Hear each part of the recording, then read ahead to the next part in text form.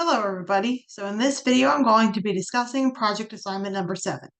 So let me go ahead and share my screen and we'll get started here. All right, let me close this out here.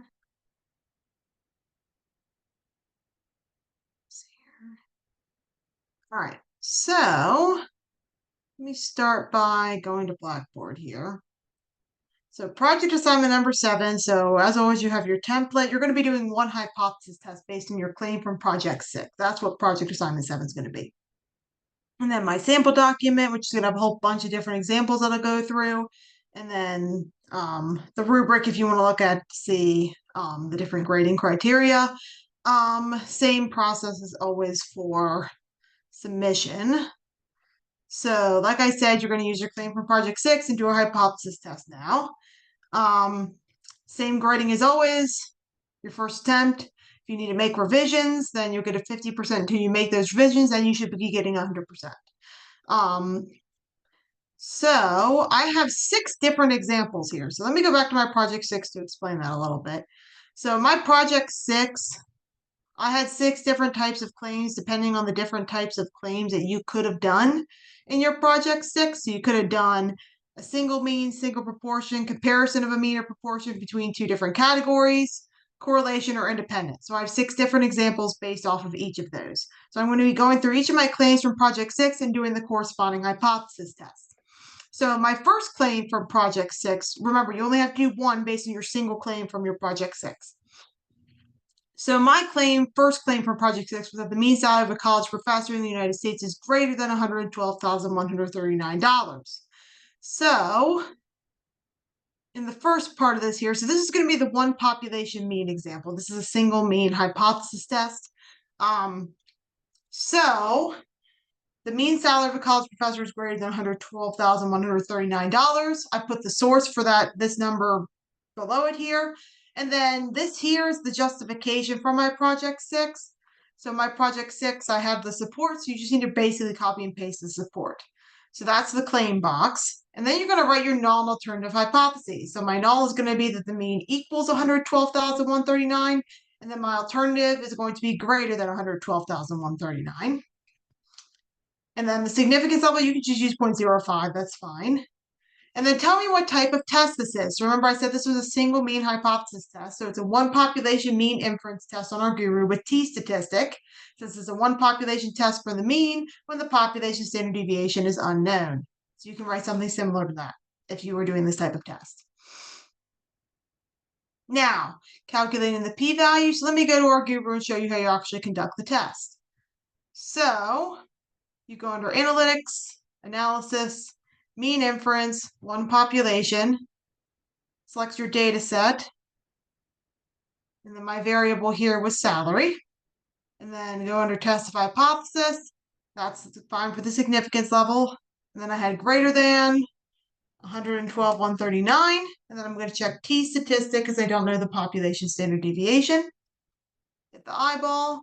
And then you need a screenshot of this box and the graph. Try to get in one screenshot if you can. If you can't, then you could take multiple. So then I put that in here, and then I wrote out what the p-value was, which is 0.1516. So my p-value is higher than my significance level of 0.05, so that means I'm going to fail to reject.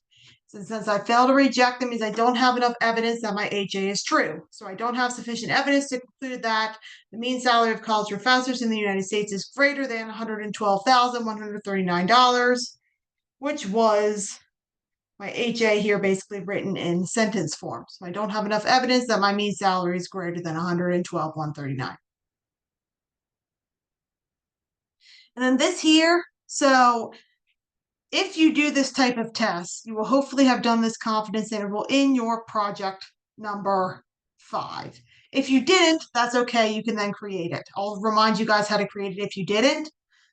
So you can go to back, you can just go under basics here. You can go under confidence interval and just check t-statistic. It's 95%. Hit the eyeball. And then you can just copy and paste the confidence interval thing. So if you don't have the confidence interval, you can do that. And then write out the confidence interval bounds in parentheses, and then write the interpretation sentence. So we are 95% confident that the population mean salary of college professors is between the two bounds of the confidence interval. So your whatever percent confidence should be 95%. That whatever your context of the problem is, it's just between the two bounds of your confidence interval. And then the last part here, so does the confidence interval agree with the hypothesis test conclusion? Explain why or why not. So in this case, I want to know, does the confidence interval make sense based on what I said for my hypothesis test conclusion? So my hypothesis test said that I didn't have enough evidence to say the mean salary was greater than the 112,139. So my confidence interval, the 112,139 falls within my confidence interval. So that makes sense. My confidence interval is not above the 112,139. So that means that I confirm the hypothesis test conclusion that I don't have enough evidence that my mean salary is greater than 112,139. Okay, so that's the first possible type you could do. The next one I'm going to talk about is a one population proportion. So that was like my second claim. So this would be if you did like a single proportion type of claim. So my claim here was that the proportion of college professors that are females is less than 49.8%, and then I have my support. So I copied and pasted that in here, and I included the link for the 49.8%. So my null here would be that the proportion equals 0.498. My alternative would be less than 0.498. Make sure you write that as a decimal. Significance level is 0.05 again. So the type of test here, so this is a single proportion test. So this will be one population proportion inference in our guru, and then just give me the justification, which is basically that it's a one population test for the proportion. And then let me show you how I get this p-value here. So I'll go ahead and close this out here. Go to analysis, proportion inference, one population. Select my data set, which is salaries. So my factor is going to be my variable, which is sex here. I'm considering a success to be female. And then I'm going to say that my proportion is less than 0.498. And then large sample Z, significance level is 0.05. Hit the eyeball. And so I get a really tiny p-value of 1.94 e negative 57. Remember, that's the same as times 10 to the negative 57, which is basically moving the decimal point 57 places to the left. So it's extremely tiny. It's basically 0. So since that p-value is basically 0, and once again, you can screenshot that. Just make sure you put both the table and the graph in your screenshot, or take multiple if you have to. So the p-value is definitely less than my significance level of 0.05. So that means I'm rejecting, which means I have sufficient evidence that my HA is true. So my HA was saying that the proportion of female college professors is less than 0.498. So I have sufficient evidence to conclude that the proportion of college professors that are female is less than 0.498. I have sufficient evidence that my HA is true. Now, I was able to get this from my project 5 here, but you might have not done that in project 5. So if your confidence interval, if you don't have the confidence interval from project 5, you don't need to create it. So you can go under basics here. Then you can just go to the confidence interval box here and just check large sample Z. And then you can copy paste your confidence interval box in there. Or take a screenshot of it, I meant. And then make sure you write the confidence interval in parentheses. And then, so the interpretation, so we are 95% confident that the population proportion of college professors who are female is between 0.069 and 0.128. So you're 95% confident that the population proportion, whatever your context is between the two bounds of the confidence interval. And then once again, does the confidence interval agree with the hypothesis test conclusion? So my confidence interval is below 0.498. And my hypothesis test conclusion says that we have enough evidence to say the proportion is less than 0.498. So that matches up. So it does confirm my hypothesis test conclusion. All right, so now we're going to dig into the two population type of tests. So if you did a claim where you compared a mean or proportion between two different categories, where the categories were one of your qualitative variables, that's going to be a two mean or two proportion test. So I'm going to do the two mean test first. So in this one, I was comparing the mean of male college professors to the mean of female college professors. So my claim was that the mean of male college professors is greater than the mean salary of female college professors. So I included that here, and you do not need a link for these here because you didn't really include a number from a source. The research for this was just kind of informational for if you did a two population, if you remember from Project 6. Your claim might not even match the research. It was more based on what your data set showed for the claim. So you really just need to provide the claim and the evidence from your Project 6 if this is the type of test you're doing. And then for two population mean tests, your null is that the mean of the first sample equals the mean of the second sample. And then so mu1 equals mu2. So men is sample 1, women sample 2. And then my alternative, so I'm saying the salary of male college professors is greater than female college professors. So I'm saying mu1, which is the mean of men, is greater than mu2, the mean of women.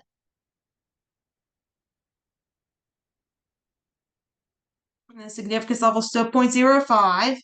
So this is going to be, since we're dealing with a two population test, this is going to be two population mean inference. It's still t-statistic because we don't know the population standard deviation, because it's a two population test for the mean when our population standard deviations are unknown. So you can kind of write something similar for this is the type of test you're doing. So let me go to our guru and show you how to do this here. So it's going to be under analysis, mean inference, 1 and 2 population. You're going to select your data set, which is salaries for me.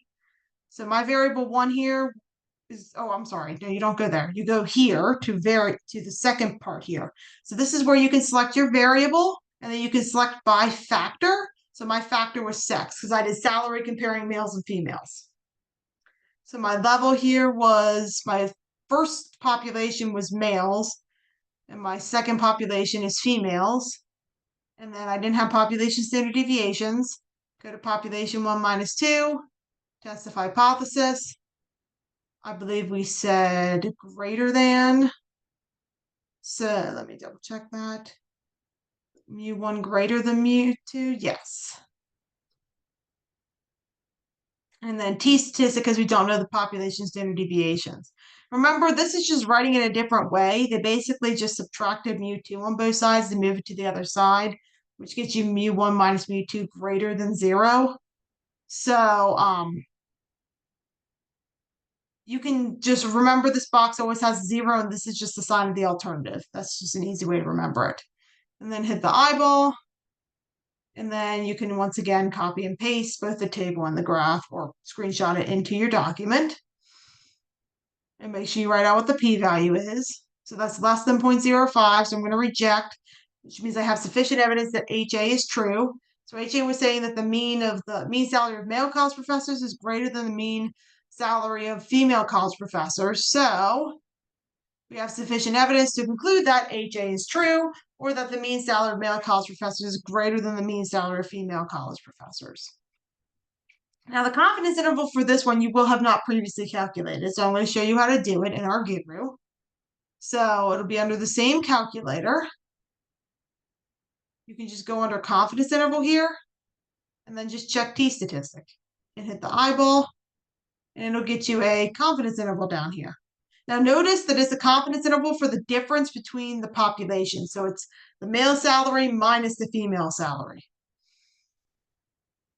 So that's what this confidence interval is representing.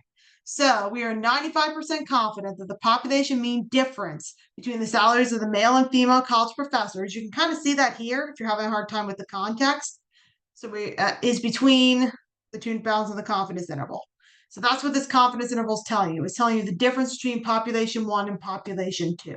Is an estimate for the mean difference between those two populations. So we are 95% confident that the population mean difference, and then describe what your difference is. So mine was between the salary of male and female college professors. Yours will be different. It's between the two bounds of the confidence interval. That's what the interpretation should look like. Now let's talk about why that makes sense. So remember, my conclusion said that the male salary is higher than the female salary. That's what my conclusion to my hypothesis test said. So this is saying when you subtract the male minus female salaries, the 95% confidence interval for that mean difference is above 0. So that is telling me that male salaries are higher than female salaries, which is confirming my hypothesis test conclusions. All right, so let's do a 2 proportion one now. So that was, so it's the same kind of claim instead of a comparison of the mean between one of your two categories of one of your qualitative variables, it's a comparison of the proportion. So I compared the proportion of college professors at the professor rank between males and females. That was my claim that corresponded to a two proportion test here. So I copied and pasted my claim and documentation or supporting evidence into this box here. And once again, I don't really need a link for that because my claim didn't really use any information from research. The research is just kind of to start you thinking about your claim. So my null here is P1 equals P2. So sample 1 is men, sample 2 is women. So this is saying that, so my alternative here will be P1 greater than P2 because I'm saying that men, which is population 1, is greater than women, which is population 2.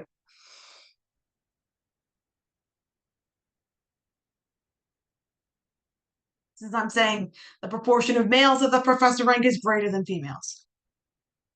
Significance level 0.05 again. So this is going to be a two population proportion test. You can once again put something similar to this. This is the arguer function and then the justification if you are doing this type of test. And then I'll show you how to do it in our guru here. Let me close out some of this here.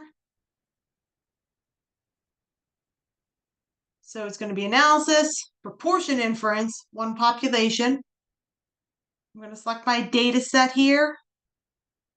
And then my factor, which is, so, okay, let me explain kind of, wait, I'm under the wrong thing. Oops, hold on.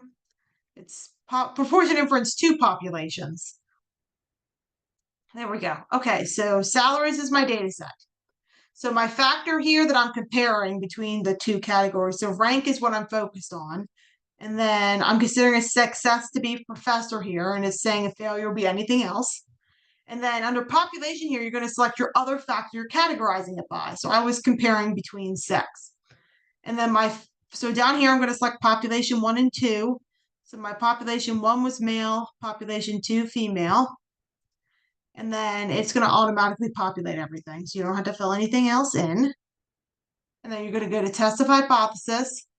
So I said so remember so here you're going to put your sign of your alternative, which was greater than, and then you always put 0 in this box.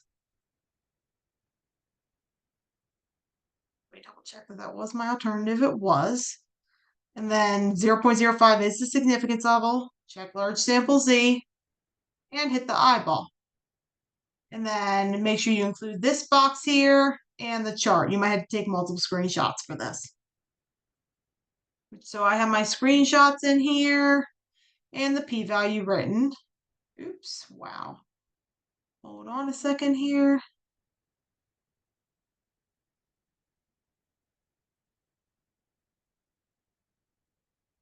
Here we go.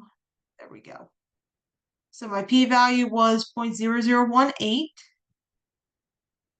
Yeah, okay. So that p-value is definitely less than my significance level of 0.05, so I'm rejecting, which means I have sufficient evidence that HA is true. My HA is saying that the proportion of male college professors who are at the professor rank is higher than the females. So I have sufficient evidence to conclude that the proportion of male college professors at the professor rank is greater than the proportion of female college professors at the professor rank. And then once again, for this one, this is going to be a confidence interval you have not calculated before. So I'm going to show you how to do it in our guru. It's under the same calculator. So you're just going to go to the confidence interval tab, 95%, large sample Z, hit the eyeball, and then the confidence intervals down here. So you would just take a screenshot of that, put it into the document.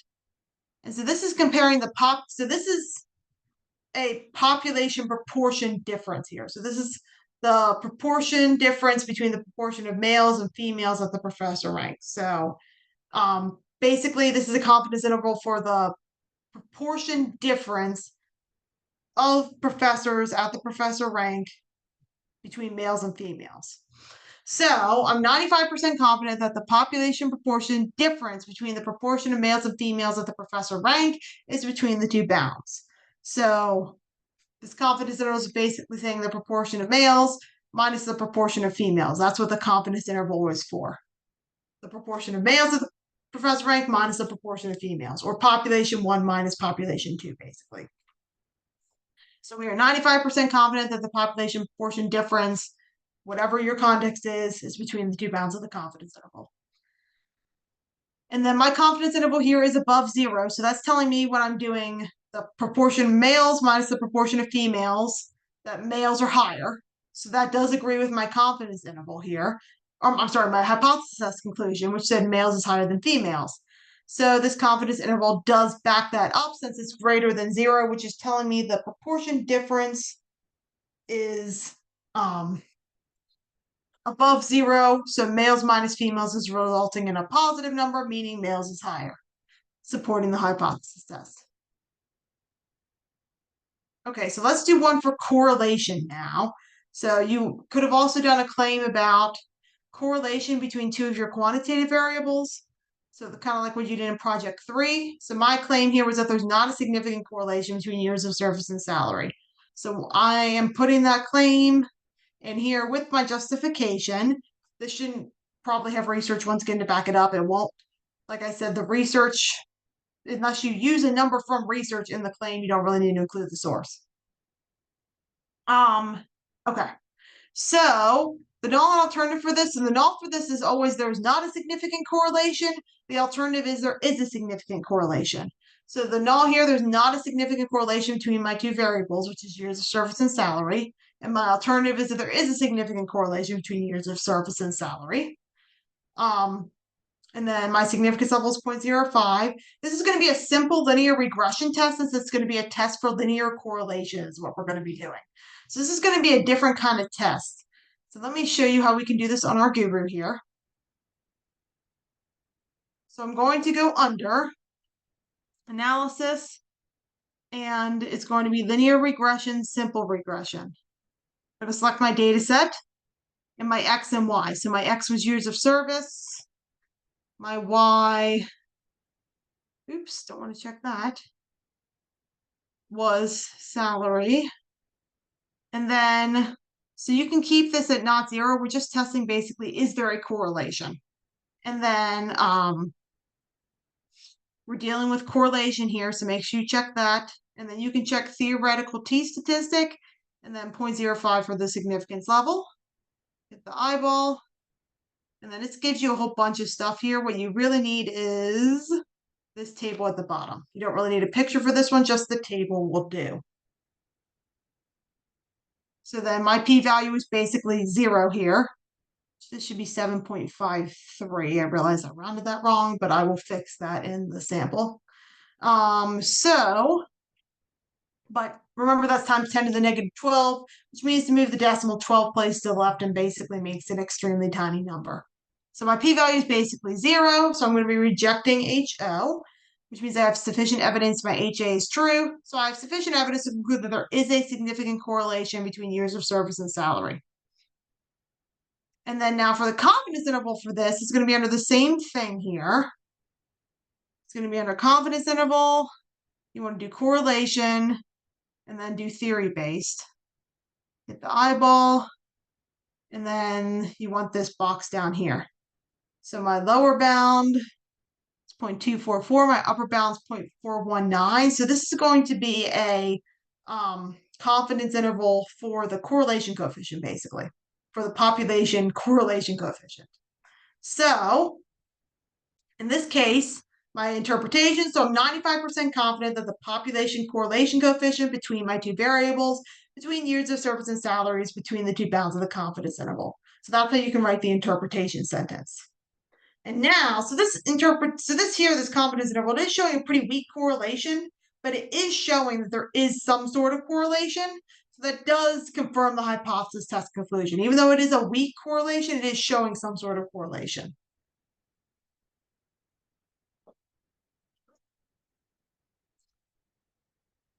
Okay. So let's do one last example, an independence test. Okay, so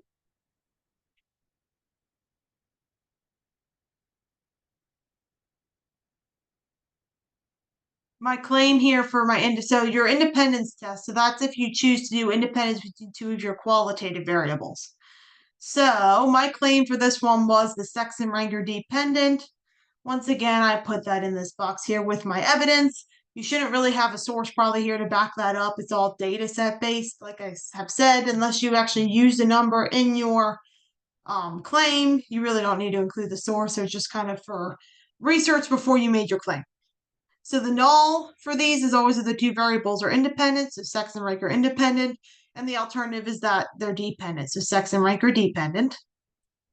My significance level is 0.05, so this is a chi-square independence test. Since it's a test for independence. And then let me show you how to do this in our Goober here. So it's analysis, contingency table. Select my data set here. And then my factor 1 is rank. You can select either in either order here. So it's rank and sex for my two variables. And then it's chi-square. Significance level is 0.05. And then hit the eyeball. And that got me a p-value 0.0148. So include this and include the graph here for me.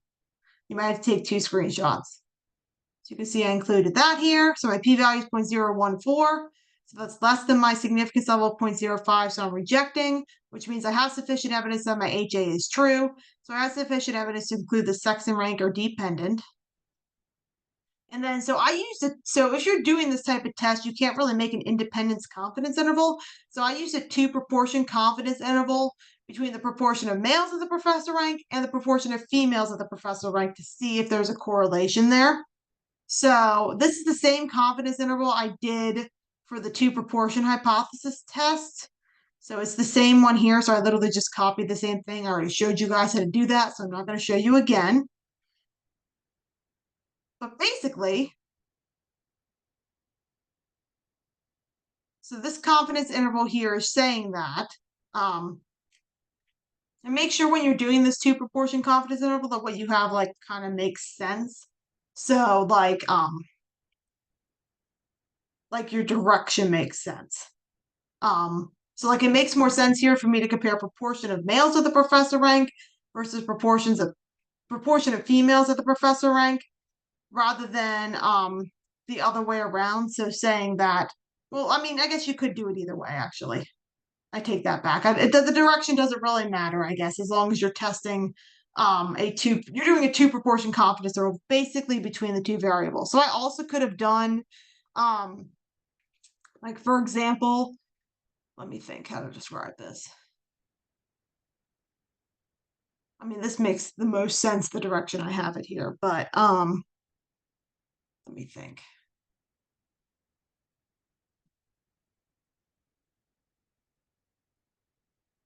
So I could have done like the proportion at the actually that, yeah, okay, I take that back. Make sure that the direction you're doing it does make sense. Because like if I had tried to do like the other direction, like proportion at the professor rank of males, it wouldn't make as much sense as what I did here.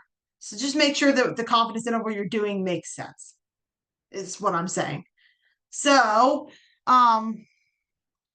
so my confidence interval here is saying that the proportion of males and females at the professor rank is differing by a pretty significant margin. The male proportion minus the female proportion is greater than 0 by a decent margin. So that tells me that the rank a professor is at does depend on their sex. And that does confirm the conclusion of the hypothesis test, that the sex and rank are dependent. So when you're, I guess, thinking about this 2-proportion confidence interval here, so remember with a dependence kind of test, there's a direction that makes sense. So in this case, your sex would impact your rank, not the other way around. Rank wouldn't impact sex. So it makes sense based off of that to compare your dependent variable based on your independent variable. So your dependent variable here was rank. That's what is impacted by sex. So it makes sense for me to compare the dependent variable based on the independent variable here, which was 6. So think of that when you're making your confidence interval for the 2 proportion to make sure you kind of have the direction right. And like I said, when you do the confidence interval, it should make sense what you're comparing. All right, and that is it. So that is more, like I said, you only have to do one of these. I did a whole bunch of examples to help you guys out. But that is going to be it for this video. So if you have any questions, please feel free to reach out.